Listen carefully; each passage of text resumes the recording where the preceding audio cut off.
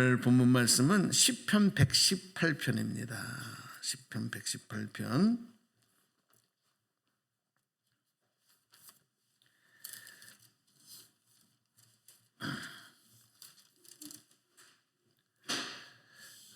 시편 118편.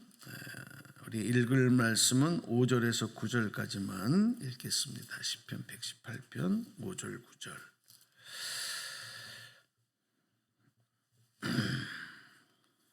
자, 우리 다 소리 맞추셔서 합독하기를 원하는데요. 5절부터 말씀 보고 자, 읽습니다. 시작. 내가 고통 중에 여호와께 부르짖었더니 여호와께서 응답하시고 나를 넓은 곳에 세우셨도다. 여호와는 내 편이시라. 내가 두려워하지 아니하리니 사람이 내게 어찌할까. 여호와께서 내 편이 되사 나를 돕는 자들 중에 계시니 그러므로 나를 미워하는 자들에게 보응하시는 것을 내가 보리로다. 여호와께 피하는 것이 사람을 신뢰하는 것보다 나으며 여호와께 피하는 것이 고관들을 신뢰하는 것보다 낫도다. 아멘. 오늘은 하나님은 내 편이십니다. 이렇게 제목을 정해보고 같이 좀 말씀을 나누려고 하는데, 우리 먼저 이 미국의 흑인 여성으로서 세계 최초의 흑인 오페라 가수가 된 분이 있습니다. 제가 사진을 올려드렸는데 이 마리아 앤더슨이라고 하는 분인데, 정말 하나님의 주신 소리로 평생을 정말 그 재능을 주신 것을 발휘하면서 살아간 분인데, 혹시 노래 한번 들을 수 있을까요? 가능해요? 소리? 한번 이분의 소리를 노래하는 소리. 준비 안 해놓으셨어요? 네.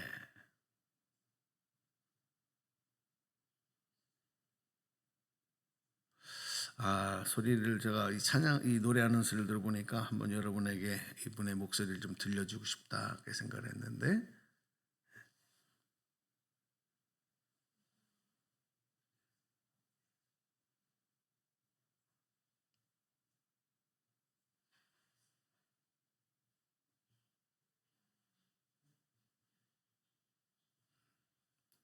어제 준비하라고 하니까 안 됐어요?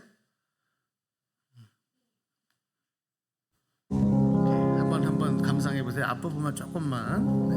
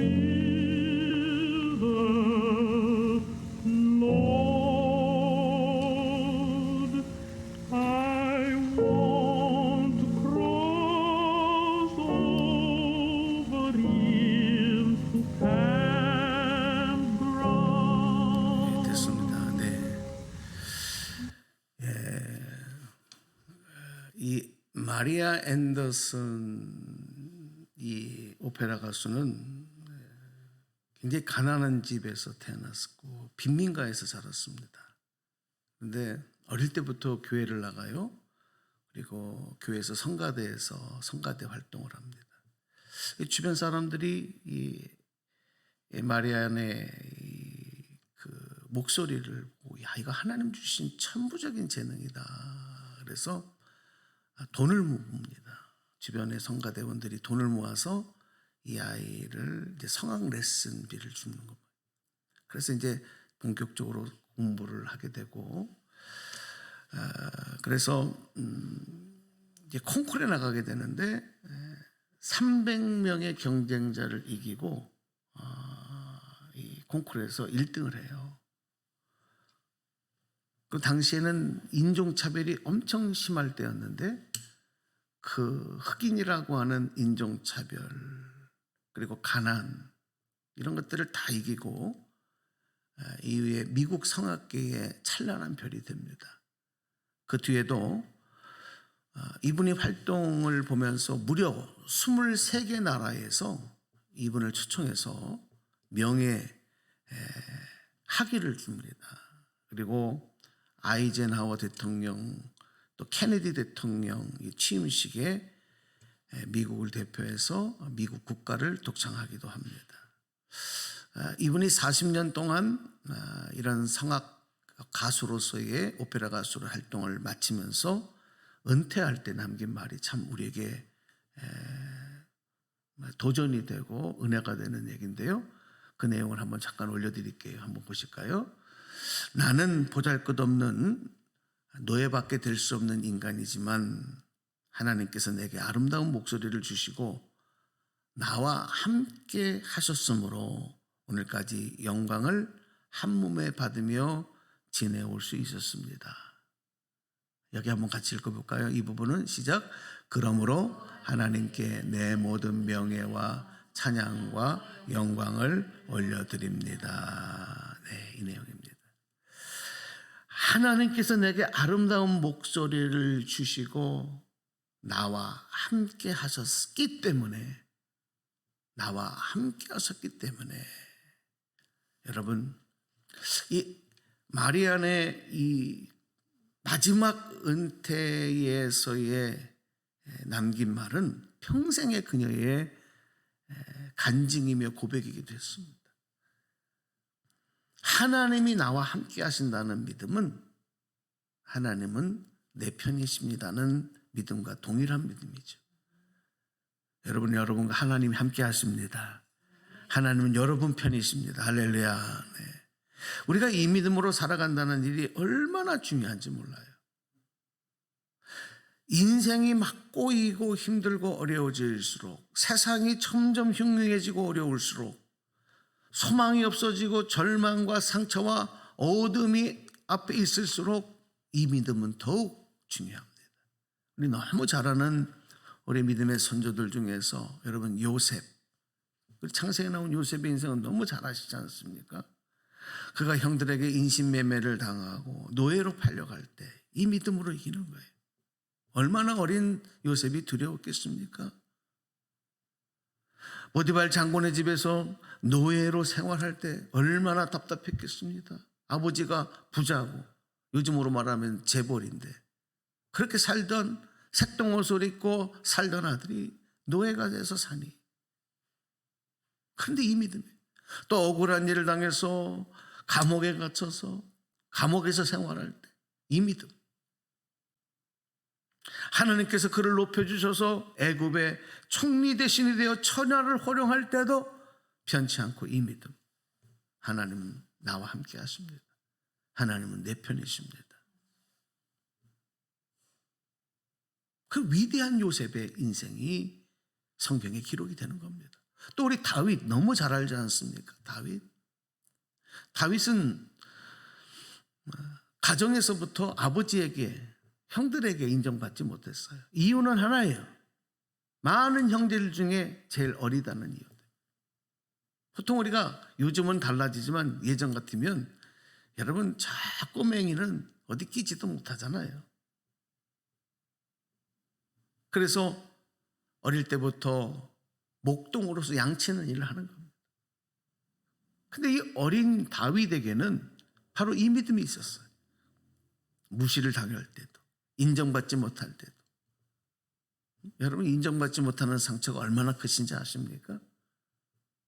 그래도 이 믿음으로 이겨내는 거예요. 외롭게 들판에 나가서 양들을 치고 또 험악한 그 맹수들과 싸울 때도 이 믿음으로 들판에서 밤을 새며 그 두려움의 어둠 속에서 있을 때도 이 믿음으로 또 대거인 골리앗 장군과 1대1로 싸움을 벌이게 될 때도 이 믿음으로, 수많은 전쟁에 나가서 전쟁을 할 때도 이 믿음으로, 억울하게 사울왕에게 10여 년을 쫓겨다니며 목숨을 보존하기 위해서 위태로운 하루하루를 살아갈 때도 이 믿음으로, 그리고 이후에 왕이 되어서 천하를 호령할 때도 이 믿음으로. 어떤 믿음이요? 하나님은 내 편이십니다. 할렐루야. 네. 이 믿음이 연약한 자를 강한 자로 만드는 힘입니다. 가장 연약한 자를 가장 강하게 만드는 힘은 여기에서 나오는 거예요. 여러분, 이 믿음만 있으면 세상에 두려울 게 뭐가 있겠어요? 무서울 게 뭐 있어요? 두려울 게 뭐 있어요?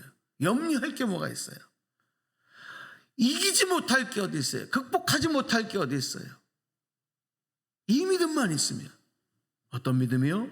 하나님이 나와 함께 하시고 하나님은 내 편이시다. 할렐루야. 그러면 왜 우리가 세상에서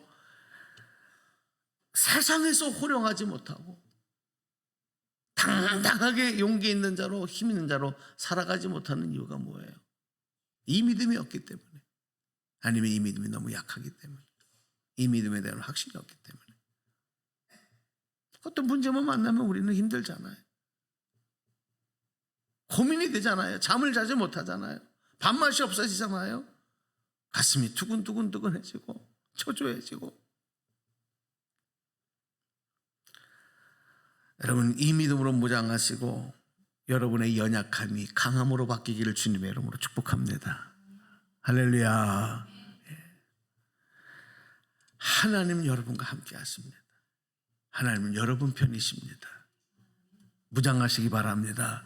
이 믿음을 붙잡으시기 바랍니다. 놓지 마십시오. 이 믿음이면 다 되는 겁니다. 다른 복잡한 거 필요 없어요. 이 믿음 하나면 되는 거예요.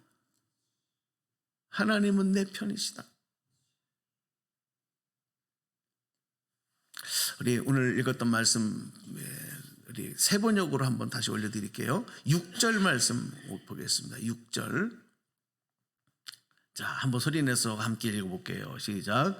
주님은 내 편이심으로 나는 두렵지 않다.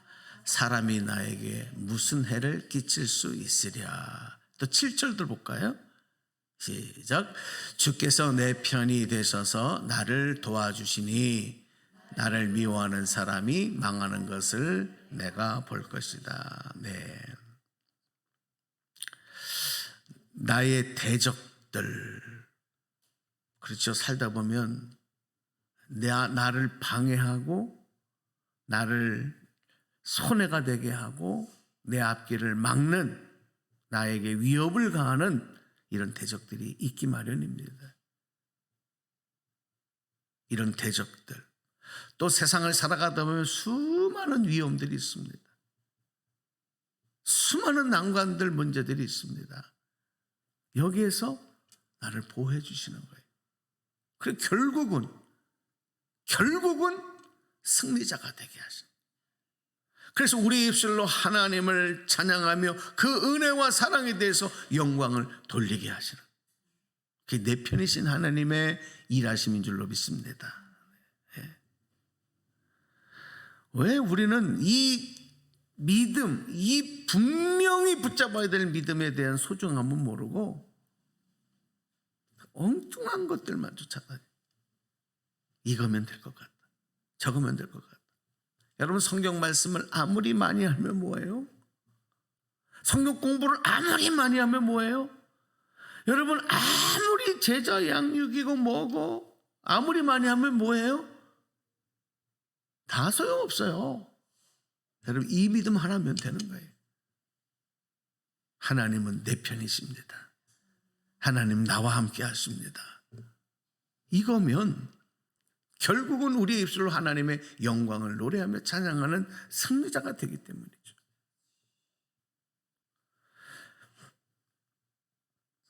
요즘에 우리 그리스도인들 중에서도 점점 세상과 타협할 수밖에 없고 비겁해질 수밖에 없고 불의에 우리의 의지가 꺾일 수밖에 없는 일들이 참 많습니다. 세상이 그렇게 되어가고 있어요. 그래서 우리 자꾸 세상 탓을 하는 거죠. 시대 탓을 하는 거죠. 어쩔 수 없다. 세상이 그렇지 않냐. 그렇게 안 하고 어떻게 사냐. 무슨 재미로 사냐. 나름 이해가 되죠. 워낙 세상이 그렇게 가고 있으니까. 그런데 결국은 그게 다 타협하는 거고 굴복하는 건데 이유는 하나입니다. 하나님이 내 편이시라는 믿음이 약하기 때문에, 이게 약해졌기 때문에. 하나님의 도우심을 신뢰하지 못하기 때문에 이렇게 비겁해지는 거예요. 자꾸 사람의 또 물질에 그 사람들의 평가와 사람들의 힘, 물질의 힘, 이것이 하나님보다 더 무서운 거예요. 더 무서운 거예요.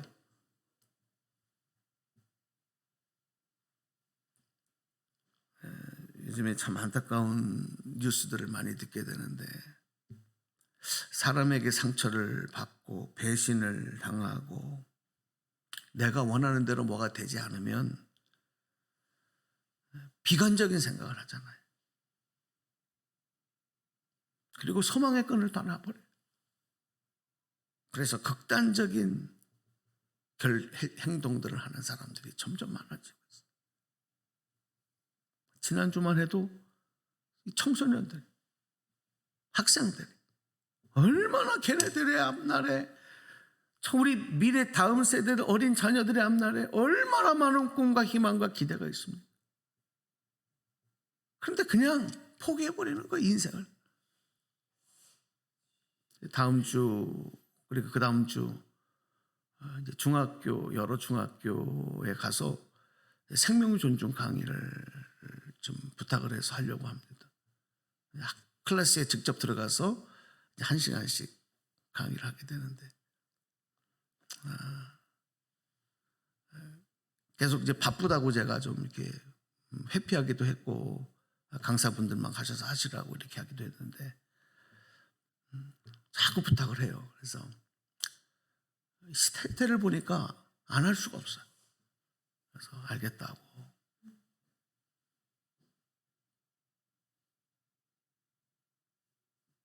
여러분, 생명의 가치를 우리가 쉽게 포기하는 이유는 이기지 못하기 때문에 그래요.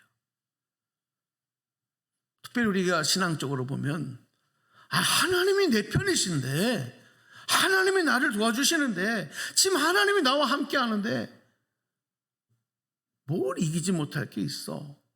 우리 그렇게 생각해야 되는데 아니에요. 그냥 낙엽 떨어지듯이 우수수수수 떨어지는.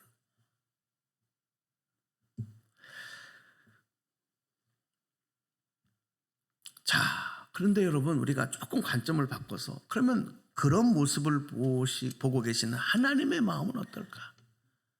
사랑하는 자녀들이 그렇게 하고 있는 그 모습을 보고 계시는 우리 아버지 하나님의 마음과 그 심정은 어떨까? 한번 생각해 볼 필요가 있지 않겠습니까? 제가 말씀을 준비하다 이런 생각을 해봤어요. 재벌인 아버지를 둔 아들이 친구에게 사기를 맞아요. 제가 만들어 본 시나리오예요. 친구에게 사기를 맞아서 큰 손해를 봤어요. 통장에 돈들이 다 없어지고 보이스피싱도 당하고 막 이래갖고 너무 억울한 거예요. 그래서 이 아들이 식음을 전폐합니다. 그리고 다시 일상의 삶으로 회복을 하지 못합니다. 매일 죽느니 사느니 하고 있습니다. 얼굴에서 웃음이 사라졌습니다. 여러분, 그 아들을 바라보는 재벌 아버지는 어떨까요? 그 마음의 심정이 어떨까요? 얼마나 답답하고 황망하겠어요. 야 이놈아, 아버지가 있잖아. 그거 그냥 잃어버려, 털어버려. 그런데 그거 못하는 거예요. 왜 그럴까요?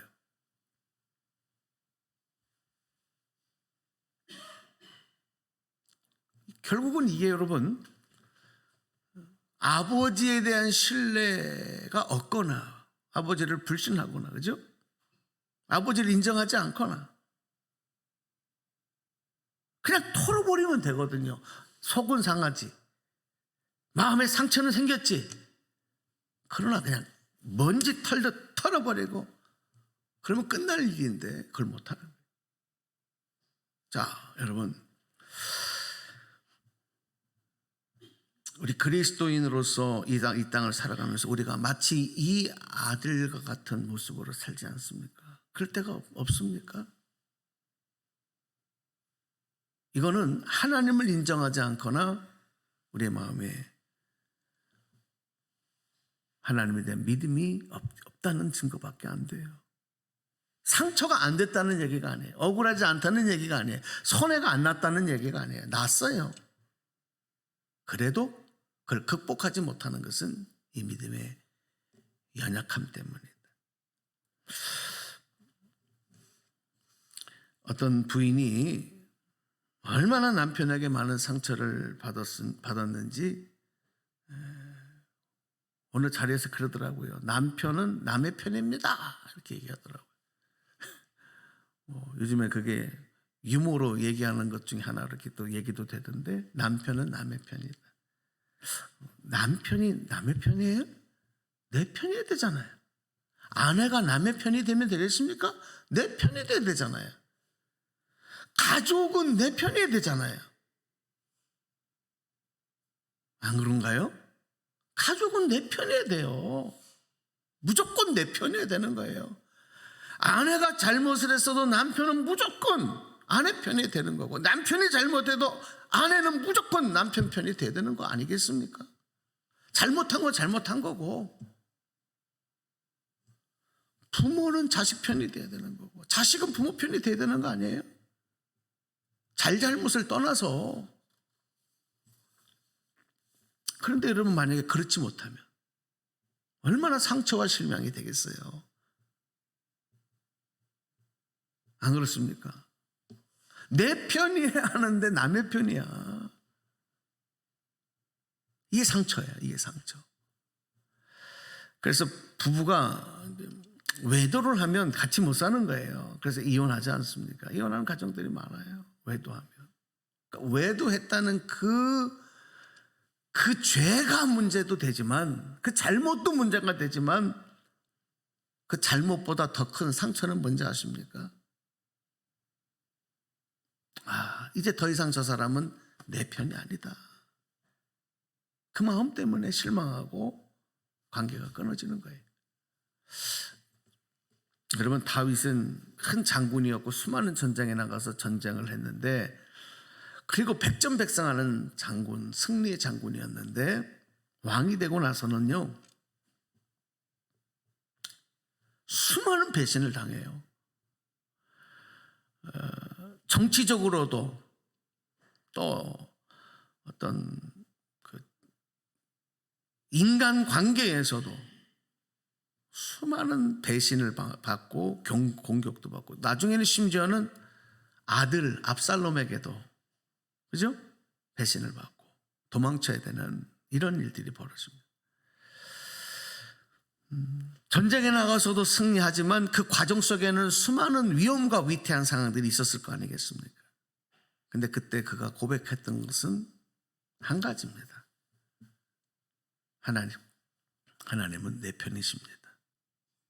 이게 다윗을 흔들리지 않고 굳건하게 세워갈 수 있는 믿음이었던 거예요. 자, 전능하신 하나님이 내 편이 계시는데 나를 해할 자가 어디 있겠느냐?